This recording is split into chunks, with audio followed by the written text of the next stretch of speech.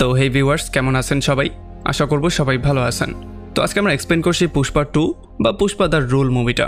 আর হয়তো এই মুভিটা সম্পর্কে বলে আমার আপনাকে বোঝানোর কোনোই দরকার নেই, কারণ এই মুভিটা সম্পর্কে সবাই অলরেডি জানেন। আর আমি এইটাও খুব ভালো করে জানি যে সবাই এই মুভিটার এক্সপ্লেনের জন্য ওয়েট করছিলেন। সো এই জন্য চলুন কথা না বাড়িয়ে শুরু করি আজকের ভিডিও। তো এই গল্পে শুরু হয় জাপান থেকে। আমরা দেখতে পারি কিছু শিপের মাধ্যমে কিছু লাল চন্দনের গাছ সোজা কোনো রকমের জাপানে চলে আসে, যেখানে আমাদের পুষ্পাকেও জাপানে নিয়ে আসা হয়। আর যখন এখানে জাপানিজ লোকজন পুষ্পাকে দেখতে পারে তখন তারা তাকে উল্টা করে ঝুলিয়ে দেয়, কিন্তু পুষ্পাও কোনো রকমের নিজেকে সেখান থেকে ছাড়িয়ে নিয়ে এক এক করে জাপানিদেরকে ধোলাই করা শুরু করে। আসলে তখনই ব্যাপারটা আমরা জানতে পারি যে জাপানিজরা অনেক দিন ধরেই লাল চন্দন পুষ্পার থেকে কিনছিল, কিন্তু অনেক দিন ধরেই তারা পেমেন্ট দিচ্ছিল না। এই জন্য ফাইনালি বাধ্য হয়ে পুষ্পাকে পেমেন্ট নেয়ার জন্য সরাসরি জাপানিদের কাছে জাপানেই চলে আসতে হয়। তবে এখানে যখন তারা মারামারি করছিল তখন একটা পর্যায়ে পুষ্পা একটা গুলি খেয়ে যায়, যেই জন্য সে গিয়ে সোজা সমুদ্রের মধ্যে পড়ে যায়। তবে তখন এই ব্যাপারটা আমরা ক্লিয়ারলি বুঝতে পারি যে এটা আসলে বাস্তবের কোনো সিন ছিল না, এটা ছিল একটা স্বপ্নের সিন, যেটা কিনা পুষ্পা স্বপ্নে দেখতে পেয়েছিল। এখন বাস্তব সিনে আমরা জানতে পারি যে এই পুরো সিন্ডিকেটের লিডার এখন পুষ্পা হয়ে গেছে। মাল কোথায় পাঠানো হবে আর কোথায় পাঠানো হবে না সেই সমস্ত সিদ্ধান্ত এখন পুষ্পাই নাই, মানে এখন সেই এই সমস্ত জিনিসটা রুল করছে আর তার কথাতেই সমস্ত সিদ্ধান্ত হয়ে থাকে। তবে যেমন করে পাওয়ারের সঙ্গে সঙ্গে তার কিছু নেগেটিভ সাইডও চলে আসে, তেমন করে তার এই পাওয়ারের সঙ্গে সঙ্গে তার কিছু শত্রুও হয়ে গেছে, যার মধ্যে প্রধান ছিল সেই পুলিশ অফিসার বাবার সিং শেখাওয়াত। আসলে মুভির প্রথম পার্টে যেহেতু শেখাওয়াতের প্যান্ট খুলে পুষ্পা সবার সামনে তাকে অপমানিত করেছিল, এই জন্য সে এটার প্রতিশোধ নেয়ার জন্য পাগলের মতো হয়েছিল। এই জন্য সে একটা প্ল্যানিংও করেছিল। যখন পুষ্পার লোকজন লাল চন্দনের কাঠ কাটার জন্য জঙ্গলে গিয়েছিল তখন সে শ্রমিকের বেশ ধরে সবার সাথে মিলে গিয়েছিল, আর সেও তাদের সঙ্গে কাজ করতে করতে সোজা বাগানের মধ্যে চলে গিয়েছিল। তবে যখন তারা সেখানে গিয়ে পৌঁছেছিল তখন সে পুলিশকে কল দিয়ে সোজা সবাইকে অ্যারেস্ট করে ফেলেছিল। আসলে যতবারই সে পুষ্পাকে অ্যারেস্ট করার ট্রাই করেছিল প্রত্যেকবারই পুষ্পা কোনো না কোনো ওয়েতে বেঁচে যেত, কারণ কোনোভাবেই সে তার বিরুদ্ধে কোনো প্রমাণ ম্যানেজ করতে পারত না। আর এই জন্যই সে এই প্ল্যানিংটা করে তার সমস্ত সাঙ্গপাঙ্গকে এখানে একসাথে অ্যারেস্ট করে ফেলে। এরপর সে সমস্ত শ্রমিকদেরকে আচ্ছা রকম করে ধোলাই করে, আর এরপরে পুলিশের সাহায্যে তাদের সবাইকে জেলের মধ্যে ভরে দেয়। আর এরপরেই মুভিতে এন্ট্রি হয়ে যায় আমাদের পুষ্পা সোজা চলে আসে পুলিশ স্টেশনে। তবে তখন সেখানে শেখাওয়াত ছিল না, অন্য কিছু পুলিশ অফিসার সেখানে উপস্থিত ছিল। আর আমরা জানতে পারি পুষ্পা এখানে সমস্ত কয়েদিদেরকে নেয়ার জন্যও আসেনি, সে এখানে এসেছে শুধুমাত্র সিনুকে নেয়ার জন্য, কারণ আজকে হচ্ছে গিয়ে সিনুর বিয়ে। তবে যখন পুষ্পা সিনুকে নেয়ার জন্য সামনে যায় তখন সে দেখতে পারে সিনুর শরীরের মধ্যে অনেকগুলো জখমের চিহ্ন ছিল। আর এরপর যখন সে সবার দিকে তাকায় তখন সে বুঝতে পারে তাদের সবাইকে আচ্ছা রকম করে ধোলাই করা হয়েছে। এটা দেখার পরে তো তার মাথা প্রচণ্ড গরম হয়ে যায়, কারণ সেটা ক্লিয়ারলি বুঝে গিয়েছে যে শেখাওয়াত জঙ্গলের মধ্যেই তার সমস্ত শ্রমিকদেরকে পিটিয়েছে, আর পিটিয়ে তাদের সবাইকে আহত করে দিয়েছে। এই জন্য এখানের পুলিশ অফিসারকে সে বলে যে শেখাওয়াত আমার শ্রমিকদের উপরে হাত দিয়েছে, তার মানে সে আমার গায়েই হাত দিয়েছে, এই জন্য আমি এখান থেকে আমার সমস্ত শ্রমিকদেরকে নিয়ে যাচ্ছি। তবে এইটা শোনার পরে এখানের পুলিশ অফিসাররা বলে যে যদি আপনি জোর করে তাদের সবাইকে এখান থেকে নিয়ে যান তাহলে তাদের সঙ্গে সঙ্গে আমাদের চাকরিগুলো চলে যাবে। আর এইটা শোনার পরে পুষ্পা তাদের সবাইকে বলে যে আজকে থেকে তোমাদের রিটায়ারমেন্ট পর্যন্ত তোমরা যত টাকা জমা করতে পারতে সমস্ত টাকাগুলো আমি দেব, মানে তোমাদের আজকেই রিটায়ারমেন্ট হচ্ছে আর পরবর্তীতে আমার কাছে এসে তোমরা সমস্ত টাকাগুলো নিয়ে যাবে। এইটা বলেই সে সবাইকে বের করে সেখান থেকে নিয়ে চলে যায়। আর একটু পরে যখন শেখাওয়াত পুলিশ স্টেশনে চলে আসে তখন সে দেখতে পারে থানার মধ্যে কেউই নেই। আর এগুলো দেখার পরে সে এটা ক্লিয়ারলি বুঝে গিয়েছিল যে পুষ্পা টাকা দিয়ে সবাইকে কিনে ফেলেছে, এখন সে চাইলেও কিছু করতে পারবে না। আসলে আমরা দেখতে পারি পুষ্পা এমন করে তার রাজত্বটা কায়েম তো রাখছিলই, তাছাড়া সে তার শ্রমিকদের উপরেও খুবই ভালো নজর দিচ্ছিল, তাছাড়া সে তার ওয়াইফকে তো অনেক বেশি এমনিতেই ভালোবাসত। তো এরপরে পরদিন সকালবেলা যখন পুষ্পার ওয়াইফ শ্রীবাল্লি চলে আসে একটা মন্দিরে পূজা করার জন্য, আর সে মন্দিরের জন্য কিছু স্বর্ণের গয়না আর একটা মুকুটও নিয়ে যায়, তখন পুষ্পার সৎ ভাই মুরলির সাথে তার দেখা হয়ে যায়। মুরলি তাকে অনেক রকম করে কথা বলার ট্রাই করে, সে তাকে অনেকটা খাটো করার ট্রাই করে। সে তাকে বলে যে তুমি পূজা তো করে ফেলবে, কিন্তু তোমার কাছে কি তোমার সারনেম আছে, তুমি কোন গোত্রের সেটা কি তুমি ভালো করে জানো, এই সমস্ত ব্যাপারগুলো বলে সে তাকে অপমান করার ট্রাই করে। কিন্তু মুরলির যে মেয়ে ছিল যার নাম কাবেরী, সে শ্রীবাল্লিকে অনেক বেশি পছন্দ করত, এই জন্য সে তার সাথে সম্পর্কও রাখতে চাইতো, এই জন্য সে তাকে চাচি বলেও ডাকে। কিন্তু মুরলি তাকে সরাসরি না করে দেয় যাতে করে তার সাথে কোনোভাবে কথাও সে না বলে। যাই হোক, আমরা জানতে পারি পুষ্পা শ্রীবল্লীকে এতটাই ভালোবাসে যে সে তার সমস্ত কথাগুলো অক্ষরে অক্ষরে পালন করে। এই জন্য আজকে যখন পুষ্পা সিএমের সঙ্গে মিট করতে যাচ্ছিল তখন শ্রীবল্লী তাকে বলে দেয় যে যেহেতু তুমি সিএমের সাথে মিট করতে যাচ্ছ, সো তুমি সিএমের সঙ্গে একটা পিকচার ক্লিক করে নিয়ে এসো, যাতে করে সেটাকে আমরা ফ্রেম করে হলের মধ্যে লাগাতে পারি। এই জন্য পুষ্পা তার সঙ্গে ওয়াদা করে সিএমের সাথে মিট করতে চলে আসে। তবে এখানে আসলে তার সাথে উল্টাই কিছু হয়ে যায়। আসলে যদিও পুষ্পা সিন্ডিকেটের পক্ষ থেকে সিএমকে ফান্ডিং করে, কিন্তু সিএম কোনোভাবেই তার সাথে পিকচার ক্লিক করতে চাইছিল না, কারণ তার বিশ্বাস ছিল যে জুতা পায়ে থাকাই ভালো, জুতাকে কখনো মাথায় ওঠানো উচিত না। আর তাছাড়া সে শ্রীবল্লী সম্পর্কে উল্টাপাল্টা অনেক কিছু বলে দেয়, যেটা শোনার পরে পুষ্পার মাথা অনেকটাই গরম হয়ে যায়। এই জন্য সেখান থেকে বের হওয়ার পরে সে তার সঙ্গী সিন্তাপাকে জিজ্ঞেস করে যে যদি তুমি সিএম হয়ে যেতে তাহলে কি তুমি আমার সাথে ফটো ক্লিক করতে না? তখন সে বলে যে আমি যা কিছুই হয়ে যাই, আমি তোর সাথে অবশ্যই ফটো ক্লিক করতাম, কারণ তুই হচ্ছিস আমার ভাই। আর এইটা শোনার পরে পুষ্পা তাকে বলে যে তাহলে সিএম হওয়ার জন্য প্রিপারেশন নেওয়া শুরু করো, কারণ পরবর্তী সিএম তুমিই হচ্ছ। এখানে পুষ্পা সিদ্ধাপাকে সরাসরি কোয়েশ্চেন করে যে একজন সিএম হওয়ার জন্য কত কোটি টাকার দরকার পড়ে। তখন সিদ্ধাপা তাকে বলে যে মিনিমাম তো 100 কোটি টাকার দরকার পড়বেই। তখন পুষ্পা তাকে বলে তাহলে আমি তোমাকে 500 কোটি টাকা দেব, কিন্তু তোমাকে যেই কোনো ওয়েতে সিএম হতে হবে। আর এই সমস্ত কথাবার্তাগুলোর পরে সিদ্ধাপা সোজা চলে আসে সেন্ট্রাল মিনিস্ট্রির সঙ্গে কথা বলার জন্য, কারণ পুষ্পাই তাকে পাঠিয়েছিল সেন্ট্রাল মিনিস্ট্রির সঙ্গে কথা বলতে। আমরা জানতে পারি সেন্ট্রাল মিনিস্টারের একটা ভাইও আছে। আর তাছাড়া পুষ্পার বলাতেই সিদ্ধাপা তার সঙ্গে মিট করতে গিয়েছিল। তাছাড়া পুষ্পা তার জন্য একটা সোফাও পাঠিয়েছিল, যেই সোফার মধ্যে 25 কোটি টাকা ছিল। আর এই সমস্ত ব্যাপারগুলো দেখার পরে সিদ্ধাপ্পা পুষ্পাকে সতর্ক করে দিয়ে বলে যে টাকাগুলো এমন করে নষ্ট করে দেয়া একেবারেই উচিত না, কারণ এতগুলো টাকা কামানো কিন্তু এতটা ইজি ব্যাপার না। তাছাড়া টাকাগুলো আমাদেরকে সামলেও রাখা উচিত। তবে তখন পুষ্পা তাকে সরাসরি বলে দেয় যে এখন আর পুষ্পার ন্যাশনাল নেই, এখন পুষ্পা সরাসরি ইন্টারন্যাশনাল হয়ে গেছে। আসলে পুষ্পার কাছে একটা প্ল্যান ছিল, যেই প্ল্যানটা সে সিদ্ধাপ্পার সাথে শেয়ার করে। সে তাকে বলে যে আমি যখন দেশের মধ্যে শুধুমাত্র মুরুগানের সাথে লালচন্দনের বিজনেস করতাম, তখন প্রত্যেক টনে আমাকে শুধুমাত্র 1 থেকে 1.5 কোটি টাকায় দেয়া হতো। কিন্তু এখন যদি আমি ইন্টারন্যাশনালি এই বিজনেসটা করতে পারি, মানে আমি নিজেই যদি সরাসরি দেশের বাইরে এটাকে পাঠাতে পারি, তাহলে আমি 2 থেকে 3 কোটি টাকা ইনকাম করতে পারবো। এই জন্য সময় নষ্ট না করেই পরের সিনেই পুষ্পা বিদেশে চলে আসে একটা বিজনেসম্যানের সঙ্গে মিট করার জন্য। আর এখানে সে মিট করে একটা বিশাল বড় বিজনেসম্যানের সাথে। এখানে সে একটা লালচন্দনের ডিলও করে ফেলে, যেখানে তাকে 2000 কুইন্টাল লালচন্দন দিতে হবে, যেটার বদলে সে 5000 কোটি টাকা পাবে। আর এরপরে দেশে ব্যাক করে পুষ্পা এই ব্যাপারটা বুঝতে পারে যে যদি সে 5000 কোটি টাকা কামাতে চায়, তাহলে তাকে 2000 কুইন্টাল লাল চন্দনও জোগাড় করতে হবে। এই জন্য সে সিন্ডিকেটের সবাইকে ওয়ার্নিং দিয়ে বলে দেয় যে যেই কোনো জায়গা থেকে যেই কোনো ওয়েতে সমস্ত লাল চন্দন আমার কাছে আসা চাই, লাল চন্দন যাতে অন্য কোনো জায়গায় আর না যায়। এই জন্য সিন্ডিকেটের সমস্ত মেম্বাররা অ্যালার্ট হয়ে যায়, আর তারা সবাই লাল চন্দন ম্যানেজ করা শুরু করে, যেগুলো একটা পর্যায়ে পুষ্পাকে দেওয়ার কথা ছিল। তবে তখনই মাঝখানে এন্ট্রি হয়ে যায় মঙ্গল সিনু এবং তার ওয়াইফের। আসলে মঙ্গল সিনু এই ব্যাপারটা জানতে পারে যে পুষ্পা 2000 কুইন্টাল লাল চন্দন জোগাড় করার ট্রাই করছে, কারণ সে বিদেশে একটা বিশাল বড় ডিল করছে। এই জন্য সে গিয়ে এটা শাখাওয়াতকে বলে দেয়। সে তাকে এই ব্যাপারগুলো এই জন্য বলে দেয় যাতে করে সে পুষ্পার সমস্ত লাল চন্দনগুলো গিয়ে সেখানেই জব্দ করে ফেলে, আর তার সমস্ত সিন্ডিকেট মেম্বারকে ধমকি দিয়ে যেই কোনো ওয়েতে পুষ্পাকে মাল দেওয়ার জন্য না করে। আর এখানে সিনওয়ার তার ওয়াইফ শাখাওয়াতকে অনেক রকম করে লোভও দেখানো শুরু করে, যাতে করে শাখাওয়াত এই কাজটা করতে উৎসাহী হয়। আসলে তখন আমরা জানতে পারি যে আসলে মঙ্গল সিনু নিজেই চায় এই পুরো সিন্ডিকেটের চেয়ারম্যান হতে, এই জন্যই সে পুষ্পাকে লাইন থেকে সরাতে চায়। আর এখন যেহেতু শাখাওয়াত এই খবরটা পেয়ে গেছে, এই জন্য সে সমস্ত পয়েন্টে পয়েন্টে চেকপোস্ট বসিয়ে দেয়, যাতে করে যেই কোনো ওয়েতে সে লালচন্দনের স্মাগলিংকে বন্ধ করতে পারে। এই জন্য যখনই একটা চেক পয়েন্টে সে একটা লালচন্দন ভরার ট্রাক পেয়ে যায়, তখন সে কোনো রকম দয়া না দেখিয়ে গুলি করে সমস্ত ট্রাকগুলোকে ডিস্ট্রয় করে দেয়, মানে সমস্ত ট্রাকগুলোকে পুড়িয়ে দেয়, সাথে লালচন্দন কাঠগুলোকেও সে পুড়িয়ে দেয়। আর যখন একটা সিন্ডিকেটের মেম্বার তার সঙ্গে কথা বলার জন্য এদিকে আসা শুরু করে, তখন সে সেই সিন্ডিকেটের মেম্বারকেই সেখানে শ্যুট করে মেরে ফেলে। যেখানে কিনা মঙ্গল সিনু চাইছিল শুধুমাত্র সে সিন্ডিকেটের মেম্বারদেরকে একটু ভয়ভীতি দেখাবে, যাতে করে তারা পুষ্পার জায়গায় তাকে মাল সাপ্লাই করে। কিন্তু এখানে শাখাওয়াত তাকে ক্লিয়ার করে বলে দেয় যে আমার ভয় পাওয়ানোর পদ্ধতিটা একটু ভিন্ন। আমি যেহেতু একটা সিন্ডিকেট মেম্বারকে মেরে ফেলেছি, এখন সমস্ত সিন্ডিকেট মেম্বাররা সতর্ক হয়ে যাবে, আর তারা এই মালগুলো স্মাগলিং করাতে প্রচণ্ড ভয় পাবে। তো এরপরে যেই সিন্ডিকেট মেম্বারটার মৃত্যু হয়েছে, তার শেষকৃত্যে সমস্ত সিন্ডিকেটের মেম্বাররা চলে আসে, শুধুমাত্র পুষ্পাকে বাদ দিয়ে।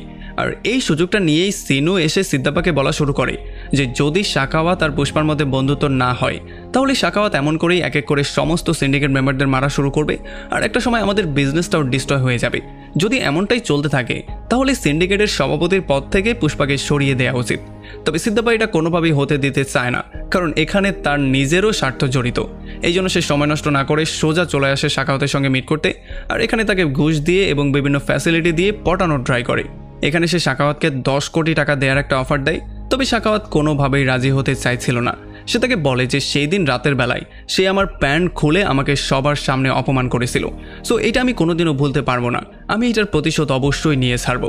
এই জন্য যাওয়ার সময় সিদ্ধাপ্পা তাকে বলে যে যদি পুষ্পা সবার সামনে তোমার কাছে মাপ চায় আর সবার সামনে তোমাকে সরি বলে, তাহলে কি তুমি এটার জন্য রাজি হবে? তখন সে এক কথায় রাজি হয়ে যায়। সে তাকে বলে একটা পার্টি ম্যানেজ করো, যাতে করে পুষ্পা সেই পার্টির মধ্যে সবার সামনে আমার কাছে এসে মাপ চায়।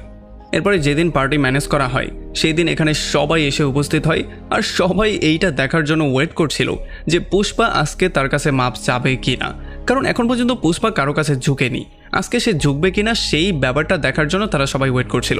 আর পুষ্পাও এখানে সিদ্ধাপ্পা আর শিবাল্লির কথায় ফাইনালি এখানে চলে আসে।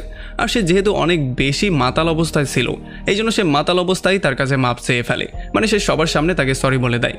আর সাখাওয়াত এই ব্যাপারটাতে এত বেশি হ্যাপি হয়ে যায় যে সে এই ভয়েসটা রেকর্ড পর্যন্ত করে ফেলেছিল, আর সে বারবার করে এইটাকেই শুনছিল। তবে যখন এদিকে পুষ্পা বাসার দিকে ব্যাক করছিল তখন তার কাছে অনেক বেশি অদ্ভুত লাগছিল। তার কাছে এতটাই অদ্ভুত লাগছিল যে সে তার নিজের চেহারাটা আয়নাতে পর্যন্ত দেখতে পারছিল না। আর এদিকে পার্টির সবাই পুরোপুরি শকড হয়েছিল, তারা এইটা কোনোভাবে বিশ্বাসই করতে পারছিল না যে পুষ্পা সবার সামনে সরি কি করে বলল, পুষ্পা কি করে এতটা নত হতে পারলো। আর এই সমস্ত ব্যাপারগুলোতে পুষ্পাও এতটা বেশি অপমানিত বোধ করে যে সে রাস্তার মধ্যেই গাড়ি থেকে সবাইকে নামিয়ে দেয় আর গাড়িটাকে সোজা ইউটার্ন নিয়ে সোজা চলে আসে আবারও সেই পার্টিতে। আর এদিকে যখন সাখাওয়াত তার বাসার দিকে ব্যাক করার ট্রাই করছিল তখনই পুষ্পা তার কারটা নিয়ে এখানে চলে আসে। আর সে এত জোরে সাখাওয়াতের কারটাকে ধাক্কা মারে যে সাখাওয়াত গিয়ে সোজা সুইমিং পুলের মধ্যে পড়ে যায়। আর এরপরে পুষ্পা সেই সুইমিং পুলের মধ্যে গিয়ে প্রস্রাবও করে দেয়। সাখাওয়াতও বুঝতে পারছিল না যে আসলে হচ্ছেটা কি, কেন পুষ্পা আবারও এরকম করা শুরু করেছে। আর তখন পুষ্পা তাকে এই কথাটা ক্লিয়ার করে বলে দেয় যে পুষ্পা হচ্ছে গিয়ে একটা ব্র্যান্ড, আর সে কারো কাছে কোনোদিন মাপ চায় না, সে কোনোদিন কারো কাছে নত হয় না। আর এরপরে পুষ্পা সাখাওয়াতকে একটা চ্যালেঞ্জও করে দেয়। সে বলে যে আমি 2000 কুইন্টল লাল চন্দন যেই কোনো ওয়েতে এই দেশ থেকে বাইরে বের করেই ছাড়বো, যদি তুই পারিস বা তোর ক্ষমতা থাকে তাহলে তুই আটকে দেখা, যদি তোর হাতে একটা লাল চন্দনের কাঠও চলে আসে তাহলে আমি সারা জীবন কামলা দিয়েই পার করব। আর এতে করে সাখাওয়াত এত বেশি রাগ করে যে সে তার চ্যালেঞ্জটাকে অ্যাকসেপ্ট করে নেয়। আর এরপরে সমস্ত চেক পয়েন্ট, মানে যেই সমস্ত জায়গা দিয়ে গাড়ি বা ট্রাক পার হয় সমস্ত চেক পয়েন্ট সে বন্ধ করে দেয়। তবে তখনই সাখাওয়াতের নজর পড়ে একটা ব্রিজের নিচে। সে দেখতে পারে ব্রিজের নিচের নদীটা তো পুরো শুকিয়ে আছে, কারণ যেহেতু এখন খরার মাস চলছে। আর তখন তার মাথায় এটা কাজ করে যে হয়তো পুষ্পা তার ট্রাকটা মেইন রোড দিয়ে না নিয়ে এই শুকনো নদীর মাঝখান দিয়েই নিতে পারে। আর আসলে তার সন্দেহটাও তখন সঠিক ছিল, কারণ পুষ্পা তার সমস্ত ট্রাকগুলো এই নদীর মাধ্যমেই পার করছিল, যেহেতু নদীটা শুকনো ছিল। এই জন্য পুলিশ বারবার করে তাদের ট্রাকগুলোকে ধরার ট্রাই করে, কিন্তু অনেকবার অনেক রকম করে চেষ্টা করার পরেও কোনোভাবেই তারা একটা ট্রাককেও ধরতে পারছিল না। কিন্তু যেহেতু সাখাওয়াত কোনোভাবেই তাদেরকে ছাড়তে চাইছিল না, এই জন্য সে ফাইনালি অনেক কষ্টে ট্রাকগুলোর সামনে চলে আসে আর সে একটা শটগান নিয়ে তাদের সামনে দাঁড়া হয়ে যায়। আর যখন কাটলেট এই সমস্ত ব্যাপারগুলো দেখতে পারে তখন সে দ্রুত পুষ্পাকে কল দিয়ে এই সমস্ত ব্যাপারটা জানায়। আর তখন পুষ্পা তাকে বলে ট্রাক থেকে লাফ দেওয়ার জন্য, আর সে সমস্ত ড্রাইভারদেরকেও ট্রাক থেকে লাফ দিয়ে সেখান থেকে পালিয়ে যাওয়ার জন্য বলে, কারণ সে কোনোভাবেই কোনো মানুষের জীবন ঝুঁকির মধ্যে ফেলতে চাইছিল না। এই জন্য যখন কাটলেট এই ব্যাপারটা শুনতে পারে তখন সে ট্রাক থেকে লাফ দিয়ে সমস্ত ড্রাইভারদেরকে নিয়ে এখান থেকে পালিয়ে চলে যায়। তবে শাখাও যেহেতু এই ব্যাপারটা বুঝতে পারে না, এই জন্য সে সমস্ত ট্রাকগুলোর উপরে ফায়ারিং করা শুরু করে দেয়। আর ফাইনালি যেহেতু তারা সবাই পালিয়ে গেছে, এই জন্য এখানে যত লাল চন্দনের গাছ ছিল সব কিছু এখন সাখাওয়াত জব্দ করে ফেলে। এখন পরদিন সকালবেলা সাখাওয়াত, মঙ্গল সিনু এবং তার ওয়াইফ তো অনেক বেশি হ্যাপি হয়ে গিয়েছিল, কারণ এই সমস্ত লাল চন্দনগুলো তারা জব্দ করে ফেলেছিল। তারা মিডিয়ার সামনেও সবাইকে বলে দেয় যে এই সমস্ত লাল চন্দনগুলো পুষ্পার লাল চন্দন, মানে পুষ্পাকে তারা ধরে ফেলেছে। তবে একটু পরেই তারা এই ব্যাপারটা জানতে পারে যে আসলে এই সমস্ত কাঠগুলো কোনো লাল চন্দন ছিল না, এগুলো সবগুলোই ছিল নর্মাল কাঠ। মানে এখন সাখাওয়াত ফুল হয়ে গেছে, এই জন্য পুষ্পা তার কাছে একটা ফুলও পাঠায়। তবে তখন সাখাওয়াত বলে যে আমি একা ফুল হইনি, মঙ্গল সিনু এবং তার ওয়াইফও আমার সঙ্গে ফুল হয়েছে, মানে তারা তিনজনই এখন ফুল হয়েছে। আর এখানে পুষ্পা তাকে এইটাও বলে দেয় যে তুমি পুষ্পা নাম শুনে কি ফ্লাওয়ার মনে করেছিলে নাকি, আমি হচ্ছে গিয়ে ওয়াইল্ড ফায়ার। আর এরপর সে তাকে চ্যালেঞ্জ করে এটা আবারও বলে যায় যে আমি যেই কোনো ওয়েতে লাল চন্দনের কাঠগুলো বর্ডার ক্রস করেই ছাড়বো, যদি তোমার সক্ষমতা থাকে তুমি আটকে দেখাও। এরপরে পুষ্পা শ্রীবাল্লি এবং তার কিছু ফ্যামিলি মেম্বার চলে আসে একটা ফেস্টিভ্যালের মধ্যে।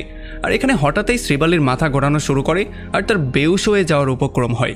আর এই সমস্ত ব্যাপারগুলো দেখার পরে তারা এটা ক্লিয়ারলি বুঝতে পারে যে শ্রীবাল্লি আসলে প্রেগনেন্ট, সে মা হতে যাচ্ছে।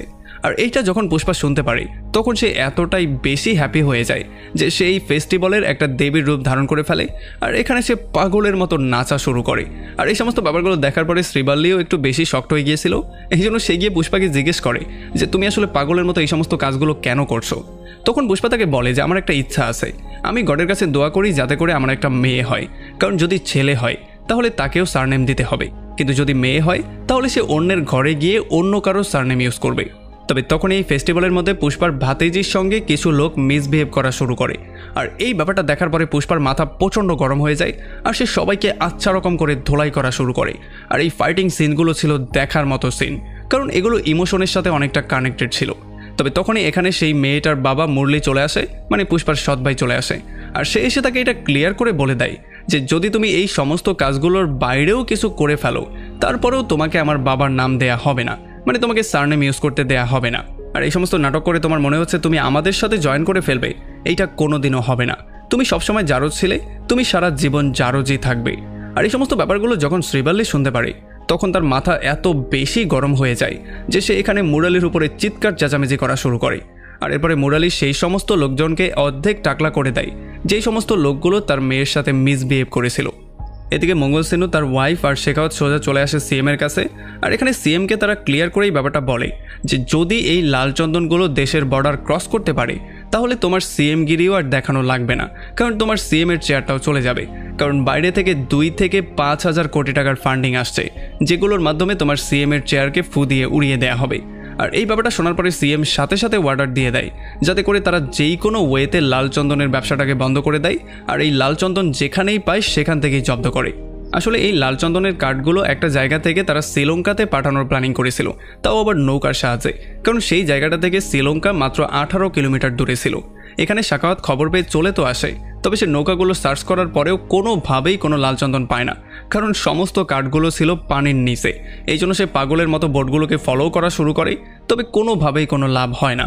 এই সমস্ত মালগুলো বর্ডার ক্রস করে শ্রীলঙ্কা পর্যন্ত পৌঁছেই যায়। আর এরপরে মাল ডেলিভারি হওয়ার পরে পুষ্পার কাছে চলে আসে কোটি কোটি টাকা। আর এত এত টাকা দেখার পরে পুষ্পাও পুরো পাগলের মতো হয়ে যায়। আর এরপর এই সমস্ত টাকাগুলোকে সোফার মধ্যে ভরে ভরে সমস্ত সোফাগুলো বিভিন্ন এমএলএর কাছে পাঠিয়ে দেওয়া হয়। মানে পুষ্পা এখন এই সমস্ত টাকাগুলোর মাধ্যমে সমস্ত এমএলএগুলোকে কিনে নিয়েছে যাতে করে পরবর্তী সিএম তার ইচ্ছামতো সে বানাতে পারে।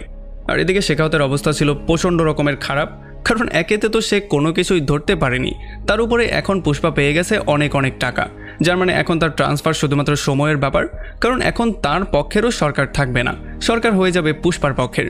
এই জন্য সে প্রচণ্ড রকমের রেগেছিল। এই জন্য সে যেই লালচন্দনের কাঠগুলোকে ধরেছিল, মানে নকল যেই লালচন্দনের কাঠগুলো, সেগুলোর মধ্যে সে আগুন ধরিয়ে দেয়। আর যেহেতু সে অনেক বেশি নেশা করেছিল এই জন্য সে গাড়ি ড্রাইভ করে সেখানেই আটকা পড়ে যায়। আর ফাইনালি এখানে বিশাল বড় একটা ব্লাস্ট হয়ে গেলে শেখাওয়াতের সেখানেই মৃত্যু হয়ে যায়। যদিও আমাদেরকে বলা হয় না যে তার মৃত্যু হয়েছে, বা তার ডেড বডিকেও আমাদেরকে দেখানো হয় না। তো এর কয়েকদিন পরে আমরা দেখতে পারি এখন সিএম পুরোপুরি বদলে গেছে, এখন সিদ্ধাপ্পা সিএম হয়ে গেছে, তাও শুধুমাত্র পুষ্পার কারণে, কারণ পুষ্পা সেই সমস্ত টাকাগুলো দিয়ে সমস্ত এমএলএকে তার পক্ষে কিনে নিয়েছিল। আর এই জন্যই এখন সিদ্ধাপ্পা সিএম হয়ে গেছে। আর যেমনটা সে প্রমিস করেছিল যে 24 তারিখে সিএম তার বাসায় নিজে আসবে, তার সঙ্গে খাবার দাবার খাবে, তার সঙ্গে ফটো ক্লিক করে তারপরে ব্যাক করবে। আর যখন 24 তারিখ চলে আসে তখন সিএম মানে সিদ্ধাপ্পা নিজে চলে আসে পুষ্পার বাড়িতে, এখানে তার সঙ্গে খাবার দাবার খায়, ফটো ক্লিক করে। আর সে শিবাল্লিকে এটা বলেও যায় যে তোমার একটা ফটো ক্লিক করার প্রমিসের জন্য আজকে আমি এখানে সিএম হয়ে গেছি। আর তাছাড়া পুষ্পা আজকের দিনটা এই জন্য সিলেক্ট করেছিল কারণ আজকে ছিল শ্রীবাল্লির বার্থডে। আর এই জন্য এখানে বিশাল বড় একটা পার্টিও রাখা হয় যেখানে সবাই মন খুলে এনজয় করে। আমরা জানতে পারি যদিও সিদ্ধাপ্পা সিএম হয়ে গিয়েছিল, তবে এখানে রাজত্ব করছিল আসলে পুষ্পা, কারণ সবাই তাকে অনেক মান্যগণ্য করত, তাছাড়া সবাই তার কথা মতোই চলতো। তবে এমন করেই একদিন তার ভাবি মানে মুরালির ওয়াইফ চলে আসে তার সঙ্গে মিট করার জন্য। সে এখানে তাকে বলে যে কাবেরীকে কিছু মানুষ কিডন্যাপ করে নিয়ে গেছে আর তারা 2 কোটি টাকা দাবি করছে। তারা বারবার করে বলছে যদি 2 কোটি টাকা দেয়া না হয় তাহলে তারা যেই কোনো সময়ই কাবেরীকে খুন করে ফেলবে। এখন এটা শোনার পরেই পুষ্পা প্রথমেই চলে আসে সাংবাদিকদের কাছে, আর এখানে লাইভে এসে তাদের সবাইকে বলে যে যারাই আমার ভাতিজিকে কিডন্যাপ করেছে তাদেরকে আমি ক্লিয়ারলি একটা কথা বলতে চাই, যদি আমার ভাতিজির কোনো কিছু হয়ে যায় তাহলে তাদের সবাইকে আমি এক এক করে জানে শেষ করে দেব। আর যদি পরবর্তী 1 ঘন্টার মধ্যে তারা তাকে ফিরিয়ে দেয় তাহলে আমি তাদেরকে মাফ করা যায় কিনা সেই ব্যাপারে চিন্তা করে দেখব। আর তখন আমরা জানতে পারি এই সমস্ত ব্যাপারটা সেন্ট্রাল মিনিস্টারও জানতো আর এখানের সিএমও জানতো। তবে তখন এই ব্যাপারটা আমরা ক্লিয়ারলি বুঝতে পারি যে আসলে যারা কাবেরীকে কিডন্যাপ করেছিল তারা ছিল সেন্ট্রাল মিনিস্টারের ভাইয়ের ছেলে, মানে সে হচ্ছে গিয়ে সেন্ট্রাল মিনিস্টারের ভাতিজা। এই জন্য সেন্ট্রাল মিনিস্টার সিদ্ধাপার মাধ্যমে পুষ্পার সঙ্গে কথা বলে আর সে তাকে বলে যে যেহেতু সে সেন্ট্রাল মিনিস্টারের ভাতিজা এই জন্য যাতে করে পুষ্পা তেমন কোনো অ্যাকশন না নেয়, তারা দ্রুত তার সঙ্গে কন্ট্যাক্ট করার ট্রাই করছে যাতে করে সে কাবেরীকে সহি সালামতে বাসায় পাঠিয়ে দেয়। তবে যদি সে কিছু করেও ফেলে তবেও যাতে করে পুষ্পা তেমন কোনো অ্যাকশন না নেয়। তবে পুষ্পা তাকে সরাসরি এই ব্যাপারটা বলে দেয় যে আমি না সেন্ট্রাল মিনিস্টারকে গোনার মধ্যে ধরি না এই সিএমকে গোনার মধ্যে ধরি, তাদের কে কী করেছে তাতে আমার কিছু যায় আসে না। যদি আমার ভাতিজির সাথে কিছু হয়ে যায় তাহলে আমি একে করে তাদের সবাইকে মেরে ফেলবো। তো এখন সেন্ট্রাল মিনিস্টারের ভাতিজা পুষ্পার কাছ থেকে 10 কোটি টাকা চাচ্ছিল আর পুষ্পাকে একা এখানে আসতে বলছিল। এই জন্য পুষ্পা এখানে একা হেলিকপ্টার নিয়ে চলেও আসে। তবে আসার সঙ্গে সঙ্গেই সে শটগান দিয়ে তাদের সবার উপরে ফায়ারিং করা শুরু করে। তবে একটু পরে সেন্ট্রাল মিনিস্টারের ভাতিজা তাকে বলে যে তোমার ভাতিজির উপরেও গান পয়েন্ট করা আছে, সো একটু কুল ডাউন হও আর নয়তোবা তোমার ভাতিজিকে উড়িয়ে দেওয়া হবে। এই জন্য ফাইনালি পুষ্পা তাদেরকে গানটা দিয়ে দেয় আর এই সুযোগটা নিয়ে তারা সবাই পুষ্পাকে আচ্ছা রকম করে ধোলাই করা শুরু করে। এখানে তারা সবাই এটা খুব ভালো করেই জানতো যে আহত অবস্থায় পড়ে থাকার পরেও যেই কোনো সময় পুষ্পা যেই কোনো কিছু করতে পারে, সে তাদের সবাইকে মারতেও পারে। এই জন্য এইবার আর তারা কোনো রিস্ক নিতে চায় না। তারা পুষ্পার হাত পা সরাসরি বেঁধে ফেলে আর তাকে তারা হাওয়ার মধ্যে ঝুলিয়েও দেয়। আর এরপর তারা কাবেরীকে নষ্ট করারও ট্রাই করে। আর এই সমস্ত ব্যাপারগুলো দেখার পরে পুষ্পার মাথা এতটাই গরম হয়ে যায় যে সে উড়ে উড়ে তাদের সবাইকে পেটানো শুরু করে আর মুখ দিয়ে কামড়ে কামড়ে তাদের সবাইকে ছিঁড়ে বিড়ে ফেলা শুরু করে। আসলে এই অ্যাকশন সিনটা ছিল এই মুভির বেস্ট একটা অ্যাকশন সিন। যদি পুষ্পা 2 সুপারহিট একটা মুভি হয় আর যে কাউকে জিজ্ঞেস করা হয় যে এই মুভির কোন পার্টটা সবচেয়ে বেশি ভালো লেগেছে, তাহলে সবাই এক কথায় অ্যান্সার দিবে এই অ্যাকশন সিনটা। কারণ এই অ্যাকশন সিনটার সাথে যেমন ইমোশন জড়িত ছিল তেমন এটা এতটাই ভয়ঙ্কর ছিল যে শরীরের পশম পর্যন্ত দাঁড় করিয়ে দেওয়ার মতো ছিল। আর আমরা দেখতে পারি ততক্ষণে মিনিস্টারের ভাই তার ছেলেকে বাঁচানোর জন্য এই পর্যন্ত চলে এসেছিল। তবে পুষ্পা তার ভাই আর তার ছেলে দুজনকেই সেখানে শেষ করে দেয়। আর যখন সেন্ট্রাল মিনিস্টার এই খবরটা জানতে পারে তখন তার তো মাথা আগুনের মতো গরম হয়ে যায়। তো এরপরে পরের সিনে আমরা দেখতে পারি পরদিন সকালবেলা যখন পুষ্পা তার বাসায় ছিল তখন তার সঙ্গে মিট করার জন্য মুরলি চলে আসে। আসলে মুরলি তার সমস্ত ভুলটা বুঝতে পেরেছে, এই জন্য এখানে এসেছে সে তার কাছে মাপ চাওয়ার জন্য। সে তাকে বলে যে আমি এটা ক্লিয়ারলি বুঝে গিয়েছি যে তুমিই হচ্ছ গিয়ে আমার ফ্যামিলির আসল সদস্য, এই জন্য আমি তোমাকে একটা কার্ড দেওয়ার জন্য এসেছি। কারণ কিছুদিন পরেই কাবেরীর বিয়ে হচ্ছে আর কাবেরী এটা ক্লিয়ার করে আমাকে বলে দিয়েছে যে যদি পুষ্পা আঙ্কেল এই বিয়েতে না আসে তাহলে আমি কোনোভাবে বিয়েই করব না। আর এখানে যখন কার্ডটা শিবালি দেখতে পারে তখন সে পুষ্পাকে বলে যে কার্ডের উপরে তোমার মায়ের নামও আছে আর তোমার বাবার নামও আছে, তাও সারনেম সহ। আর এইটা শোনার পরে পুষ্পা এত বেশি ইমোশনাল হয়ে যায় যে এখানে সে চিৎকার করে করে কান্নাকাটি করা শুরু করে। তার চারপাশে মানুষজন গোল হয়ে যায় তাকে থামানোর জন্য, কারণ এতদিনেও পুষ্পাকে এমন করে কাঁদতে কেউ দেখতে পায়নি। এরপরে পুষ্পাও তাদের সবাইকে মাফ করে দেয় আর ফাইনালি কাবেরীর বিয়েতেও চলে আসে। আর যখন পুষ্পা আর তার ফ্যামিলি একে অন্যকে মাফ করে দিয়ে সবার সাথে মিলেমিশে এখানে বিয়ে উদযাপন করছিল, তখন অন্যদিকে সেন্ট্রাল মিনিস্টারের ঘরের মধ্যে ছিল একটা শোকের ছায়া, কারণ তার ভাই আর ভাতিজার মৃত্যু হয়ে গেছে। এই জন্য যখন সে শোক পালন করছিল তখন সেন্ট্রাল মিনিস্টারের কাছে একজন একটা পার্সেল নিয়ে আসে। আর যখন এই পার্সেলটা তাকে দিয়ে সে চলে যায় তখন আমরা দেখতে পারি পাহাড়ের উপর থেকে একটা লোক রিমোটের টিপ দিয়ে এখানে বিশাল বড় একটা ব্লাস্ট করিয়ে দেয়। আর এমনই একটা ভয়ঙ্কর পয়েন্টে এই পুরো মুভিটা এখানেই শেষ হয়ে যায়। আসলে সেই লোকটা কে ছিল সেটা আমাদেরকে বলা হয় না, তবে যেহেতু পুষ্পা 3-রও অ্যানাউন্সমেন্ট করে দেওয়া হয়েছে যেটার নাম হচ্ছে পুষ্পা 3 দ্য র্যাম্পেজ, তার মানে সেই জায়গাতেই আমরা জানতে পারবো এর পরে কী হয়েছিল আর এই ব্লাস্টটাই বা কে করিয়েছিল। তো আমাকে কমেন্ট করে জানান কেমন লাগলো ভিডিও। যদি ভালো লাগে তাহলে